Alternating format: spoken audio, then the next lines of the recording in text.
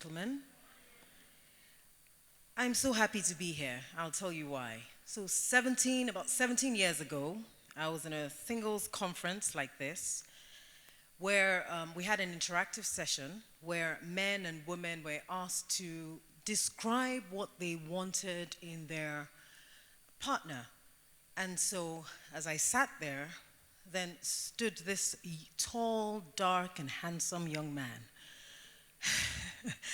And he described the features he wanted in his partner. And he said he wanted someone that was fair and beautiful of form. Those were his exact words. He said someone like Rachel in the Bible.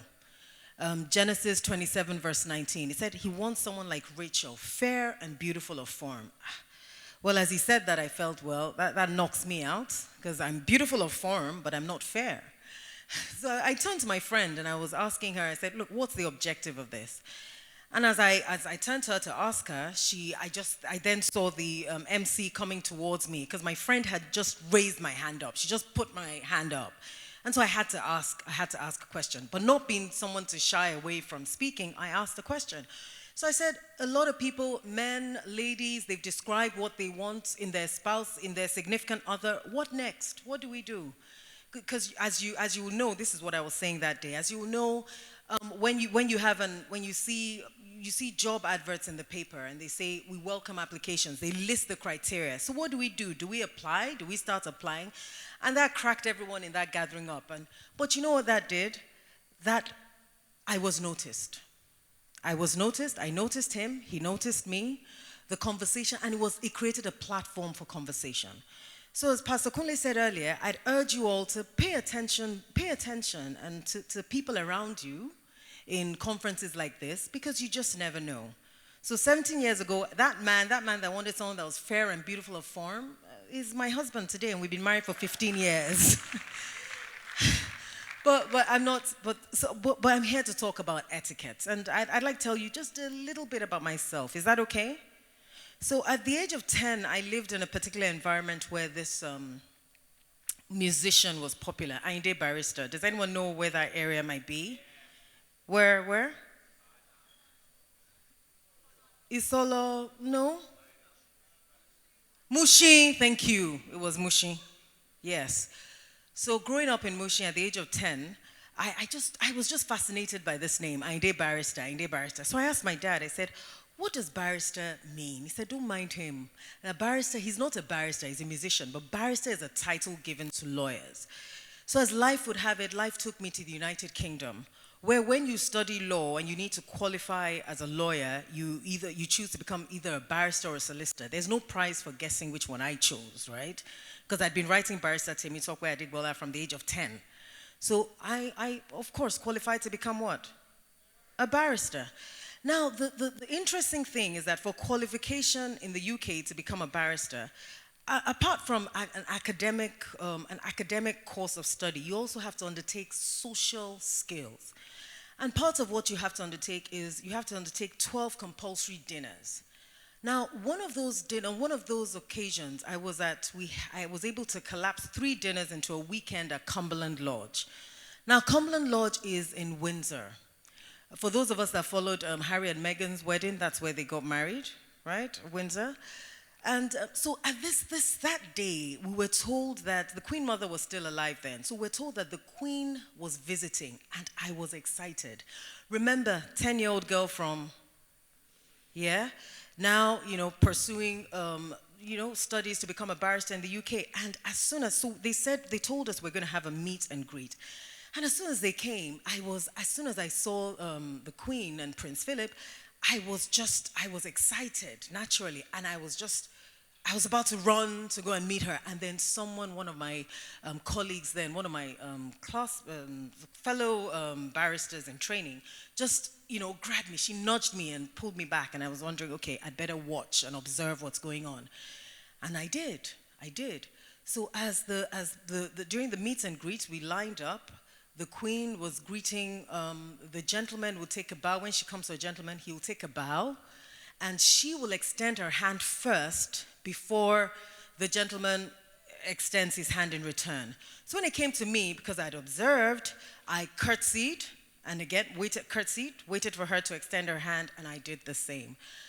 That day, I don't even know what I would have done, but I was saved from making a major social error. And I would say that that is where my passion for etiquette started. There is a right way to do things. There's a right way to do everything. And that's really what etiquette is about. There's survival skills for relating socially. So you may say, oh, etiquette, is it just for royals? No, not at all. There's etiquette that governs the workplace. So from workplace to weddings, from royals to relationships. So there's an etiquette for relationships. How do you relate with other people? And there's so many rules. There's so many rules. But I like to simplify it and say it's as simple as A, B, C. So A stands for appearance. Many years ago, Martin Luther King says, he prays for an America where people are not judged by the color of their skin, but the content of their character. But what do we do? Has that dream come to pass? No. We judge people based on what we see. We judge people based on their appearance. So appearance is very, very critical. How do you want people to address you? Dress the way you want, your message, the way you want people to see you. Your dressing needs to be consistent with that. If I came in here with a hijab and I was telling you that I'm a Christian, would you believe me? Of course not. We address people based on how they dress. So the way we dress is very important. Because when people see you, before they know that you're a Christian, you're tongue speaking, devils chasing, you're a great singer, what they see is your outward appearance. And the Bible tells us that, doesn't it? The Bible tells us that man judges by outward appearance. The only person that judges people based on the heart, the inside, is who? Is God. Man judges based on outward appearance. So it's very important. But beyond what you wear, your personal hygiene. When I go to companies, this is one thing they tell me, look, I just want them to smell good. Sometimes the reason why you're not getting ahead in your conversation or interaction with someone else may be because you have terrible mouth odor, body odor. It's very important. Deodorant, I say to people a lot, deodorant is not optional. It's not optional, it's mandatory. We all need to use deodorant, it's important. For women, sometimes it's better to use a male deodorant because a male deodorant is stronger. Do I have witnesses? Oh, great, yes. Male deodorant is actually stronger. These things, seemingly little, seemingly insignificant, it has cost people jobs, it has cost people relationships. So it's important that we pay attention to these seemingly little things. Your appearance, you need to shave. Shave. Don't wear the same thing more than once. Our Spanx, ladies. Do I have a witness? Ladies, Spanx, those Spanx, don't wear them more than once. Because after a while, if you wear it more than once, it smells. Men, boxers, change those boxers. Change them. Don't wear the same boxers for a week. No, don't do that. Because after a while, it will begin to give off an odor, an unpleasant odor. And you don't want to be I keep saying body odor, mouth odor. When you have that, you're a walking hazard in society. Yes, it's that serious. Because why should you make another person uncomfortable because of the way you smell? So you need to pay attention to these things. All right? Now, B stands for what? Behavior. B is for behavior, how we conduct ourselves. If I start telling us how we should conduct ourselves in given situations, I won't leave this platform. So I like to be guided by the golden rule. And the golden rule is from the Bible, Matthew 7, verse 12, which says, treat others the way you would like to be treated. Now, if you treat others the way you would like to be treated, that means you're considerate of other people. So if you see people in a queue, you're not going to jump the queue. because you won't like it if someone just came right in front of you. I wouldn't need to say, oh, you need to leave the door open for someone, you need to show respect and regard for other people, because you would want to be treated that way. So those are things that you would naturally do. And the thing is, with behavior, I know I have a mentee, he's married now, but his fiance, he dated a lady, and he saw the way the lady spoke to her elder siblings was what disqualified her. That behavior is what disqualified her for him. He felt, I can't be with this person because I don't know how she's going to relate to my older siblings. So your behavior, our conduct, the way we conduct ourselves is very important, because someone is always watching you. Someone is always people are paying attention to those things that we think they're not really noticing. People are noticing. And C stands for communication. Pastor Kunle alluded to that earlier. The truth is, a lot of the time, and now I don't know whether it's because our attention span is not, our attention span, in this age now, there's so many things competing for our attention. So before it was done or gone in 30 seconds. So it takes 30 seconds for you to decide whether I want to have a conversation with this person. I want to get to know this person better. So now it's about 8 seconds. So your communication starts with your appearance, your carriage, your behavior, the way you conduct yourself, right? And communication, he said, when you're talking about effective communication, a lot of the signals we send out to people is from our gestures, our posture, our appearance. Only 7% of the signals of what we communicate to people are from the words that come out of our mouth. Only 7%. What does that mean? We need to be careful. We need to be deliberate when we speak. We need to be deliberate with the signals that we're sending out to people. We need to be deliberate.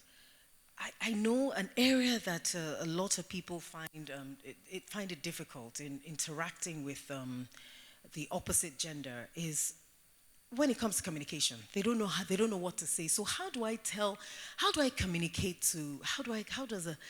a man communicate to a lady that he likes her? How does a lady communicate in a subtle way that she likes a man? I typically say, start by introducing yourself. When you meet someone, don't just start looking at them. Don't just, that staring, does that work? Does that still work? It doesn't say anything. If you just see someone and you start staring at them, it doesn't really, for me, it's rude. I'm like, what do you have to say? Say something, and don't just stand there and stare. Say something. So you can start by introducing yourself. Oh, my name is, can we introduce ourselves properly? Not my names are, is not acceptable. My names are, my name is your first name and your last name. I know in forms we typically write our last name first, but when you're introducing yourself, the rule is it's first name, last name. And then say something about yourself. I'm a dancer. I'm a cyclist. That's how Pastor Kunle and I met, actually. We're cyclists. So say something that may interest the other person, and then allow the other person to introduce themselves as well. Typically, when you walk up to someone and you say your name, I'd really like to meet you. They would say their name in return. So we don't just stare. And then how do you initiate conversation? An easy way. Is there anyone here who doesn't like a compliment? Is there anyone here? No. Most of us like compliments. People like being paid a compliment. Try and keep it, at least for the first meeting, try and keep it like, your hair looks really nice on you. Please don't say, is that your hair or a wig? Please, it's not, it's a turn off. It's a turn off. Please don't say, oh, nice shoes. Where did you get them from? You don't need that. That information is not necessary. It's okay to say, nice hair. It really brings out the color of your eyes. Yeah? How does that sound? Yeah? Or nice dress. It really compliments you. Don't say it brings out your shape. Nah, you don't need, not the first time. That's a bit too much. Brings out, nah. Okay? So there are ways you can actually, communicate to someone that you're in. If a guy and if someone pays you a compliment, the appropriate answer is thank you. Don't start saying, this dress, this old thing, I've had it since. A lot of women don't know how to receive compliments. I'm guilty as well. But we need to learn to receive compliments. If someone says something is nice, even if it's the old thing in your wardrobe, even if it's something that you were about to give away, just say the appropriate response is thank you. Just say thank you. We also need to be careful not to say too much, especially in the early stages of our interactions with someone, with the opposite gender. Someone was telling me about how she went on a date with a guy, and this was in America, and you'll soon understand why I'm saying it was in America. So she went on a date with this guy, and she's actually Nigerian. The guy too is a Nigerian guy. And Nigerian men, he took her to places she had never been before, restaurants, and then she took her to, took her to a place where she had a fantastic view. It was a lovely date. Towards the end of the date, and she was, the guy was ticking all the right boxes, saying the right things, doing the right things. And he said, so what are you doing tomorrow? And she said, I'm speed dating. Speed dating. We don't typically do that here, but in America they have websites, they have platforms where you can, go on a speed dating, where you get to meet, like someone is saying exactly. So you sort of sit and meet a lot of people. Is that happening in Nigeria too? Is that happening now? Okay, no. Okay, so she said speed dating, and you know what? She never heard from the guy again. And this guy was ticking all the right boxes. When she told me about it, I said, why did you say that to him? Why didn't you say, oh, it depends. What do you have in mind? Why didn't you say, oh, well, I'm not sure yet? Why? She said, well, I'm honest. Ladies, men, there's some things that it's just not important for you to reveal. It's not, because we all every day we're performing. Do you agree with me? Every single day. Shakespeare knew what he was saying when he said life is a stage. Every day we're performing. Someone is judging us. Someone is looking at us. Okay, this person might be suitable for this. This person is not suitable because of this. So you can't say that, oh, I'm dating somebody, or you've come to this kind of gathering and you're not putting your best foot forward. You must. Because you don't know if this is where you're going to meet your future partner. So you have to put your best foot forward. Am I saying, oh, you should be fake? No, nobody's saying you should fake it, not at all. But you want to leave a good lasting impression, don't you? So there's certain things you just don't need to say. There's certain things you shouldn't say. So that response, there's some honest responses that let's save those honest responses for later. Not in the early stages. So please, when someone asks you what you're doing, oh, I'm actually seeing someone else tomorrow. You don't, it's not an appropriate response. It's going to turn the other person off. So we need to be mindful of those things. As I said earlier, when I started, I said, I hope that we will use this environment or this kind of occasion wisely to ask the right questions. It may be when you ask a question that a man notices you and wants to get to know you better, right? As we said, as Pastor Kunle said, please don't say, oh, my name is this, can I have your number? Start a conversation first. Start a conversation. get to know the person. Get to know that this person is even someone you want to get to know even better. Okay? Like I said, I can't go through all the rules of etiquette. I can't.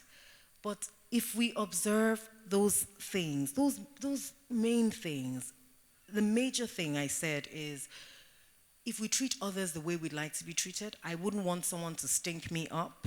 I wouldn't want someone to be covering their nose around me, so I'll make sure that I take care of my personal hygiene. Okay? I will dress the way I want to be addressed. I would conduct myself in a way that represents who I am and what I want to present to people. Your appearance and your message must be consistent. Right? In my communication, there's some do's and don'ts in communication. Please do listen. They say the secret to effective communication is listening. Listening. Pay attention to what the other person is saying. Pay attention. It could help you. It could save you. Pay attention to what they're saying to other people. Many years ago, before I got married to my husband, I am in law school in Nigeria. I was friends with this guy, and we were at a school. We used to do volunteer work at a school, and after a session where we spoke to the students, the proprietor said, "You guys look so good together. You look so good together," and turned to the guy and said, "What are your plans? What are your plans? Where do you see yourself in the next few years?" And he said, "I'm checking out. I'm going to be in America, going for a master's and all that. I need to go abroad for a while." And when he asked me, I said, well, because this was NYC, so I felt like in 2 years I'd want to be settled down. So I said, well, probably settle down. So that our responses to that question, even though we had not discussed it with each other, it was an eye-opener for both of us. So both of us knew we were going in different directions. And guess what? What he said happened. He went to America. He pursued a master's, he was working there for a while, got married just about a few years ago. And what I said also happened. I got married within 2 years of that time. So let's pay attention to the how the people were interested in how they communicate with other people, the things they say. Let's pay attention. I hope I'll get to address a lot more during the question and answer session, but I'd like to stop here. Thank you very much for your attention.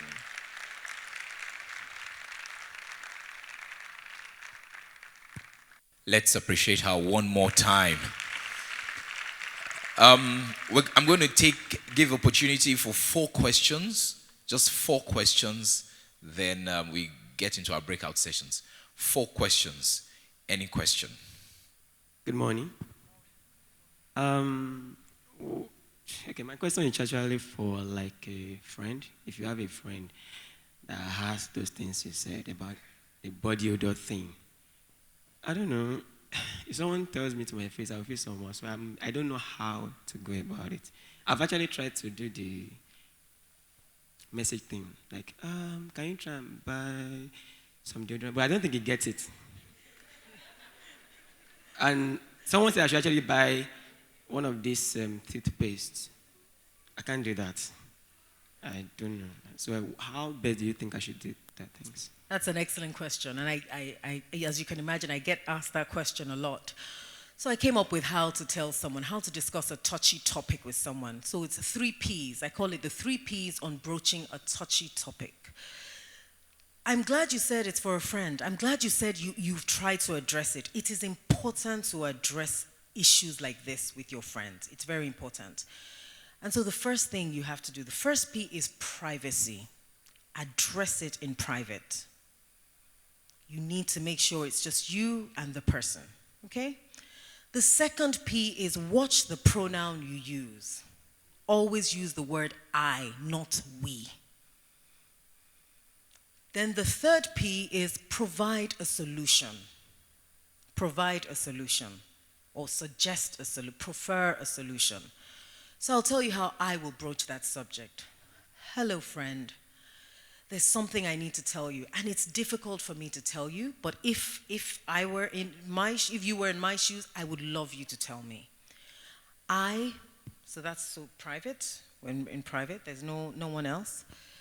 I have observed that sometimes your breath has a certain smell. Could it be that you take a lot of garlic? Because I know when I take garlic, my breath smells. Could it be that you don't floss? Could it be that when you're fasting, you don't take mouthwash? Then the third, so you've dealt with the eye, right? And you've showed empathy in discussing it with the person. Then the third one is provide a solution. Perhaps you need a stronger deodorant. I use this. This might help you as well. Please never, because you find it difficult to discuss with a person, never ever write an anonymous note. People have done that. Because when you write an anonymous note, you leave that person wondering, is it Pastor Kunle that thinks I have bad breath? Is it Pastor Dotun? Or is it Tolu? Is it Temitope? You leave the person wondering, are they all looking at me and, they're all thinking this about me and no one could tell me? It's difficult to broach, but you have to discuss it, and chances are the person will change and they will thank you for it eventually. So please, you must share it using the 3 Ps. Thank you. Okay, so I said I understand the place of etiquette, but there's also this thing that you don't have to form and act the way you're not. Because for me, especially, if I'm with someone and someone is doing something, I have this habit of, I don't have to talk. My face tells it all. Like, even if I don't want to say what you're doing, the way I will turn my face, you would be scared. So sometimes, as you said, I know that sometimes you don't have to, but how do you, when these things are already almost a part of you, like I'm already talking, I'm already being descriptive, how do you limit that, or how do you run away from that? So unless it's negative, unless the signals you're sending to people are negative, I don't see why you should change it. I am a very expressive person. I talk with my eyes. I talk with all parts of me. So if that's how you are, etiquette doesn't say you should change. Etiquette is not about forming, guys. It's not about forming. It's not about phone either. If you speak, it's important to speak well. Like etiquette is about doing all things properly, right? So it's important to know the proper pronunciation of a word. I've heard someone say from the pulpit, lingerie. And the truth is, there's some words, if you don't know how to pronounce them, you just don't know. You just won't know how to pronounce it unless you check. But the good thing is we have our phones now. You can easily find out how these things are pronounced. So lingerie is actually pronounced lingerie, not lingerie. So there's certain words that we need to, and they're words that we misuse. You can improve yourself. It's just doing things, saying things properly. There's a word we all like to say. Oh, I called you many times. I called you severally. Guys, it's wrong. It's wrong to say severally. Severally doesn't mean many times. Repeatedly means many times. Severally actually means separately, individually. It's different. Severally is, so we misuse it. We misuse it a lot here. Another one that we say when people I see this a lot. Can I say it? I see this a lot I see this on social media. So you said something, maybe you've put a quote and someone agrees with you and they say, I couldn't agree less. It is the opposite of what you mean. I see it on social media a lot. And I've actually private messaged to say, I think what you actually mean is I couldn't agree more. So when you say I couldn't agree more, you're saying to the person that I agree, what you're saying is on point, I totally agree. When you say I couldn't agree less, it means I don't agree with you at all. So now we all know this now, right? Okay. Hello, I've been reminded of one more. but Pastor Kune, it's a Nigerian thing. How was your night? So most times, unless someone is works on a night shift, or they're a doctor on call, or they're a bouncer at a nightclub, when they can actually, it's proper for them to work at night. Most of us at night, what we're doing at night is private. It's private. We're sleeping and we're doing other private things that we really don't want to share. So just how are you is fine. I know, and people say sometimes this how was your night? People say it came from, oh, Yoruba, how are you? Did you sleep well? Even Yoruba people don't say baolale. Do Yoruba people say how was your night? No, we don't actually. It's actually, I hope you're well rested. So I know we're a nation of greeters. We're boisterous people. We like to ask questions. How are you? How's the family? How's your mom, your dad? How was your night? Is a no-no. Can we stop asking that? How was your night? Just how are you is fine. I hope you're well rested. Oh, you're looking good. You look like you're well rested. That's fine. A flip of that is please don't tell people they look tired. No. Don't tell people they look tired. You look really tired. You know what it does? Let me tell you what that does. When you tell someone they look tired, what do they say? What do they respond? What's their response to that? The response is usually, you know what? They admit that they're tired. Oh yes, I had a long night. And sometimes that person may just be having a day where they look like that. So you can say, how are you? So for some of these questions, it depends on how close you are to the person. But when you're not very close to someone and the person is having an off day, please be kind. There's no need to rub it in and say, you're looking tired, oh. Or, you're looking fat. Have you put on some weight? These things in conversation, people, people don't like to hear things. Even men don't like to hear that. Have you noticed? Even men now don't like to hear, and this is how we say it. It's like you've put on some weight, or it's like you've added. These things are, we shouldn't, it's not about forming, it's just not proper, it's not pleasant. How do you feel when you hear it? So before you say it, think about it. If someone said this to me, would I like it?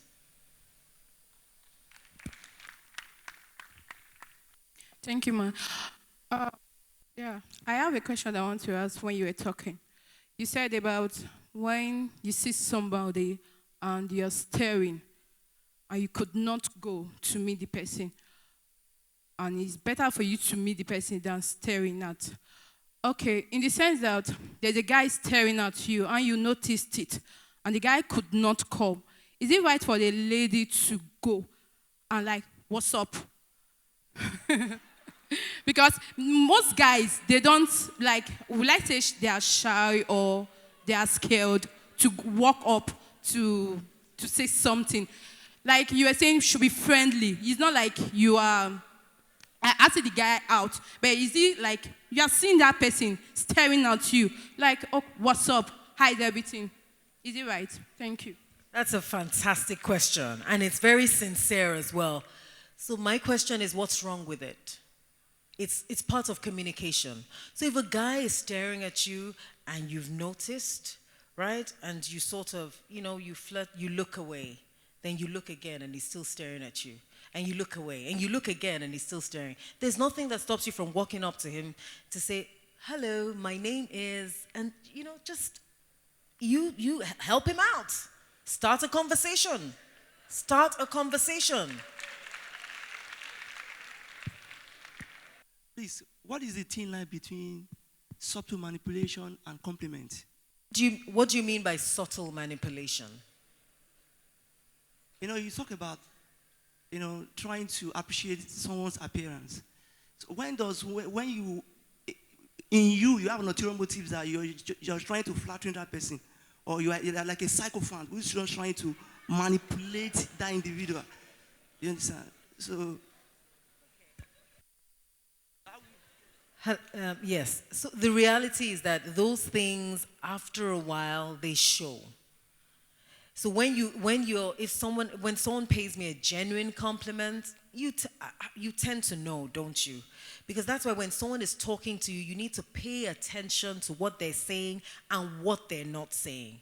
There's signals that they will show that over time that you'll know this person doesn't mean what they're saying. So pay attention when someone is communicating with you, when someone is paying you compliments, so that you know whether it's genuine or not. We tend to know after a while. I think just to add to that, she mentioned about paying attention.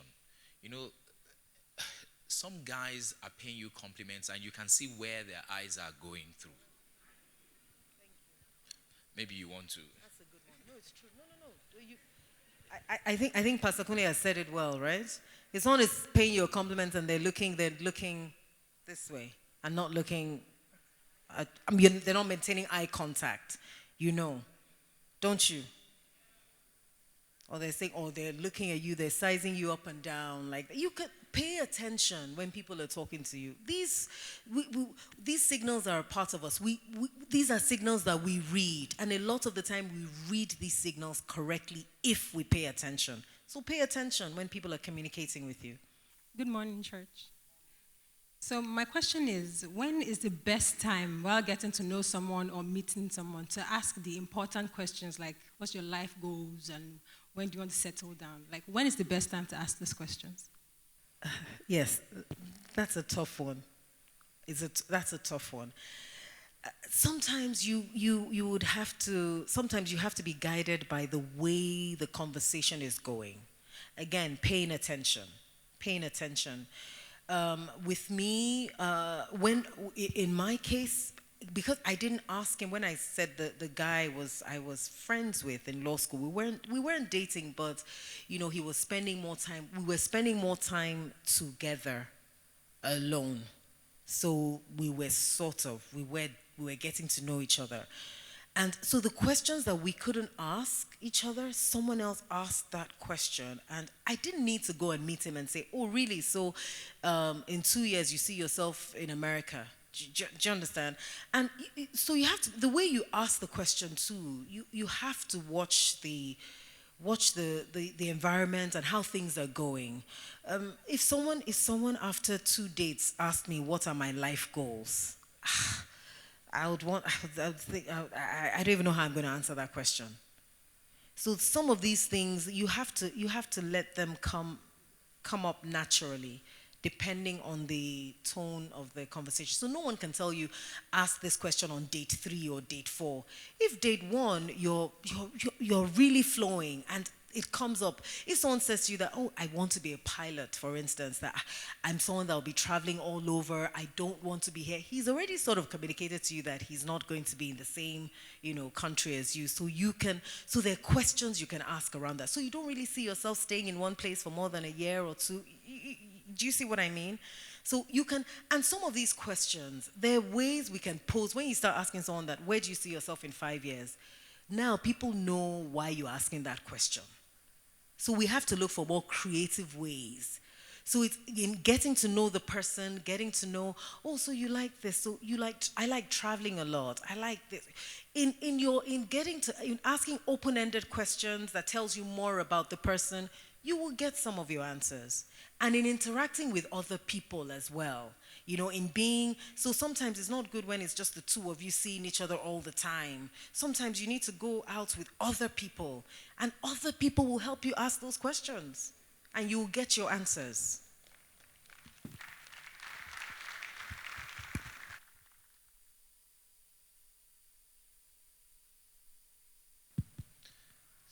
Your relationship is not an investigation.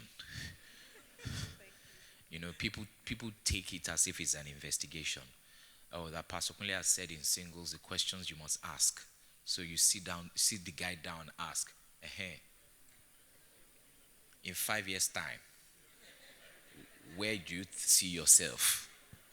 And the guy is wondering, what did we carry? What did you throw? Kilagbe, kilechu.